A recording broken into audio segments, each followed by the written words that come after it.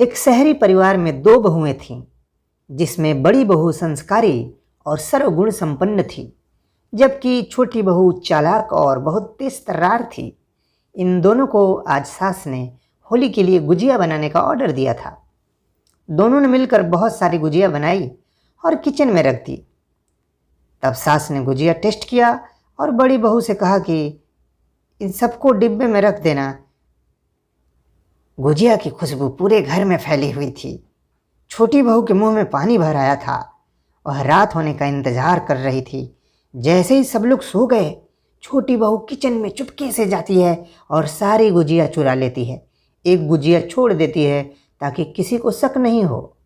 अगली सुबह सासू माँ जब नाश्ते में गुजिया मांगती हैं तो बड़ी बहू जाती है और जिस डिब्बे में गुजिया रखी थी उसे खोलती है तो वहाँ पर सारी गुजिया गायब है। एक गुजिया बची है, जिसे देखकर वह हैरान रह जाती है और बोलती है, क्या हुई सारी गुजिया?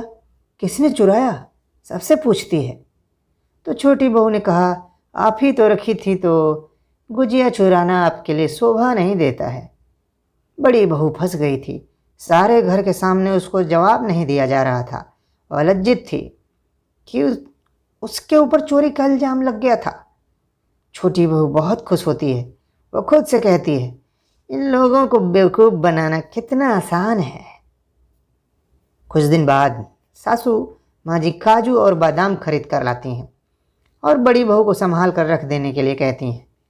बड़ी बहू काजू और बादाम के डिब्बे को अलमारी में रख देती है। इसी बीच छोटी बहू बादाम का डिब्बा रखते हुए देख लेती है और रोज़ मुट्ठी भर भर के खूब काजू बादाम खाती है और इसी तरह एक ही हफ्ते में काजू बादाम खत्म हो जाते हैं। सासू जी जब काजू बादाम मांगती हैं तो काजू बादाम गायब रहता है। ये देखकर बड़ी बहू चौंक जाती है और रोने लगती है। रोने की आवाज़ सुनकर घर के सारे सदस्य रसोई में आते हैं और पूछते हैं, बड़ी बहू क्यों रो रही हो? बड़ी बहू रोते हुए बोलती है, माँ जी काजू बादाम यहीं रखे थे, पता नहीं कहाँ गए। छोटी बहू अपनी चोरी छुपाने के लिए फिर बड़ी बहू पर इल्ज़ाम लगा देती है। तो सासू माँ कहती हैं, पता नहीं इस घर में क्या हो रखा है, खाने की भी चीज़ें चोरी हो रही हैं। पता नहीं कौन सा संस्कार लेके आई है बड़ी बहू। इस बात पर बड़ी बहू रोने लगती है। कुछ दिन बाद छोटी बहू बड़ी बहू को फंसाने का एक और मौका पा जाती है। हुआ यूं कि बड़ी बहू के पति ऑफिस के कुछ पैसे लाकर घर में रखे थे, जिसको छोटी बहू ने देख लिया था और छोटी बहू को लालच आ गया। उसने मौका पाकर यह पैसे चुरा लिए और सुबह को जब बड़ी बहू के पति ने ऑफिस जाते समय वो पैसे मांगे तो बड़ी बहू ने जब अलमीरा खोला तो पैसे वहाँ से गायब थे। बड़ी बहू को काटो तो खून नहीं और डर के मारे वो कांपने लगी थी कि मेरे ही साथ ये सब क्यों हो रहा है। फिर से एक बार चोरी का इल्ज़ाम मेरे सर आएगा। अब क्या हुआ बड़ी बहू, अब क्यों रो रही हो? सासू माँ ने पूछा। तो बड़ी बहू ने पैसा गायब होने की बात उनको बताई। तो सासू जी बोलती हैं, इस बार तो हद ही हो गई भाई, चोर तो कोई अंदर का ही है। इस बार तो दूध का दूध और पानी का पानी होकर रहेगा। अभी पुलिस बुलाओ। सब लोग पुलिस बुलाने पर राजी हो जाते हैं, लेकिन छोटी बहू घबरा जाती है। इसी बीच बड़ी बहू के पति के ऑफिस से फ़ोन आने लगता है कि पैसे जल्दी लेकर आइए, अर्जेंट है। तो यह सुनकर परिवार में सबकी बेचैनी और बढ़ जाती है। तभी पुलिस आ जाती है और चोरी की इस गुत्थी को सुलझाने के लिए पूरे घर की तलाशी लेने का फैसला करती है। सबसे पहला वाला कमरा छोटी बहू का था, तो छोटी बहू का कमरा तलाश किया जाने लगा। छोटी बहू के चेहरे की हवाइयाँ उड़ गई थी, पसीने पसीने हो रही थी। तभी गुजिया का डिब्बा छोटी बहू के कमरे से निकला। यह देखकर सासू को बहुत आश्चर्य हुआ कि यह गुजिया का डिब्बा इसके कमरे से कैसे निकला। अब शक की सुई बदल चुकी थी। छोटी बहू की करतूत धीरे धीरे सामने आ रही थी। पुलिस ने जो अगला डिब्बा खोला वह काजू और बादाम का निकला। अब की बार बड़ी बहू से नहीं रहा गया और उसने कहा कि मैंने तुम्हें सदैव अपनी बहन के जैसे माना और तुमने मेरे साथ विश्वासघात किया, मुझे सारे घर के लोगों की नज़र में गिरा दिया।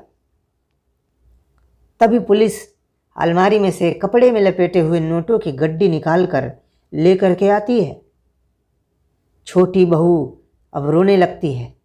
सारे लोग हतप्रभ और चकित रह जाते हैं कि हम लोग बड़ी बहू को गलत समझ रहे थे, असली चोर तो छोटी बहू ही है।